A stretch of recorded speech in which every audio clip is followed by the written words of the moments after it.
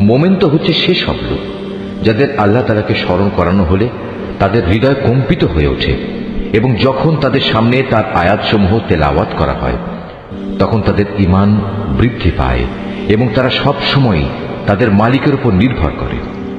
যারা নামাজ প্রতিষ্ঠা করে এবং আমি তাদের যা কিছু অর্থ সম্পদ দান করেছি তা থেকে তারা আমারই পথে খরচ করে।